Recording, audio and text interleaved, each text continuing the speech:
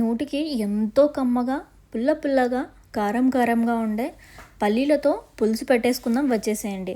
ముందుగా జార్ తీసుకొని దాంట్లో ఒక కప్ అంతా పల్లీలు వేసుకొని, ఒక మొత్తం ఒక 20 గార్లిక్ తీసుకొని దాంట్లో జీలకర్ర, ఉప్పు, కారం మీ స్పైసెస్కి తగ్గట్టు కారం వేసుకొని, మీ టేస్ట్కి తగ్గట్టు ఉప్పు వేసుకొని, చింతపండు ఒక చిన్న నిమ్మకాయ సైజ్ చింతపండు గుజ్జును తీసి వేసుకొని మెత్తటి పేస్ట్లా గ్రైండ్ చేసి మీకు కావాల్సినంత వాటర్ తీసేసుకొని మంచిగా మిక్స్ చేసేయండి.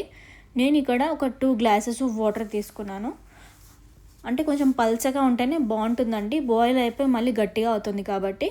ఒక ఆనియన్ని చిన్న ముక్కలుగా కట్ చేసుకొని, 2 పచ్చిమిర్చి అండ్ ఒక 5 to 7 గార్లిక్ ఉంటుంది కదా, దాన్ని చిన్న చిన్నగా చాప్ చేసి మంచిగా కట్ చేసుకొని పక్కకు పెట్టేసుకోండి.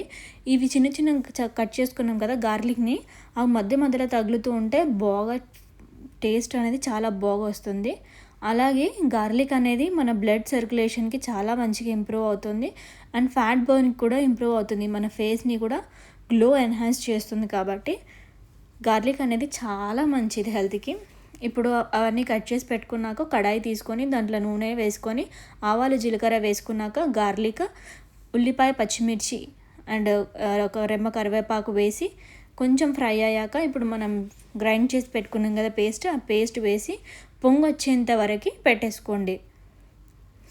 కొంచెం అంటే మనం సిమ్లో పెట్టి ఉడికించుకోండి, కింద పట్టేసుకుంటుంది. అయిపోయిందండి. పొంగొచ్చిన తర్వాత పెట్టుకొని దీంట్లో కొత్తిమీర యాడ్ చేసి